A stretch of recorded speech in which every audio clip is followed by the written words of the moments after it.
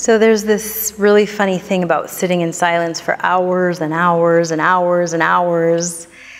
Yeah, it gets you much more aware of your thoughts. It makes you much more aware of your body. It may even bring you much closer to your own God essence. But there's this other funny thing that happens. Even though you may get some space and some stillness and some peace, what you tend to get a lot of is a really, really aggressive mind. You get right in the middle of a whole bunch of loud internal dialogue happening. Because that's what happens when we start to get in touch with the body. There's a whole lot going on with the body, and a lot of it is stress and trauma and pain. Nobody gets out of here alive, as the saying goes, but we've all had a really hard time. We've all had broken hearts. We've all had broken bodies. We've all had deep traumas and deep issues come up. So as soon as we start to get very still and we're sitting in silence for hours and hours and hours, we start to get in touch with these traumas. They just start to arise. That's what happens when we sit in silence. And I know they don't hand this out in a brochure at the Zen center that you're attending, or the meditation retreat, or the Vipassana that you're signing up for, but in fact, this is what's going to happen across the board. You're going to spend some time, you're going to get in that body, and what's locked away and been hidden and repressed and buried is going to start to come up.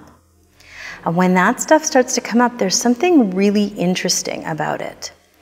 Some of that stuff has layers and layers and layers of resistance. This is something that is a way that your body wants to bury the pain, wants to keep you away from it. And when you start to get close to that pain, that layer of resistance is going to bump you up into your head and create a really aggressive strain of thought. It's going to sometimes make you foggy. It's going to make you confused. It's going to make suddenly pain disappear or reappear all over the body. It does all kinds of things. And specifically what I want to talk about is this very interesting piece of resistance embedded around some of those pain. It's like this big red panic button. It's not in all of the pain, but some of the pain, and it's actually very random where it gets placed, but it's this giant red panic button that resistance will push if you get too close to certain pains, certain owies as I call them. When you get close to those owies and it pushes that red button is programmed to say, I just want to kill myself. I just want to kill myself. I don't want to be here anymore. I just want to die. I just want to die. That's what it is. It's coding. It's very ancient coding from your primal survival system, and it's buried around these ancient traumas, these owies hidden in your body, and it's there as a last defense against you getting near that pain. Now, this defense system doesn't understand healing. It doesn't know about transformation. It doesn't know about compassion. It doesn't know about kindness. It doesn't know that it's okay to get in touch with the pain. It has one order. The order is keep you away from the pain. And some of them, it's keep you away from the pain at all costs. And I want you to know this because you're going to stumble upon it. You're going to stumble upon what I call suicide code. This is what suicide is. It's coding around pain in your body. It's a big red panic button.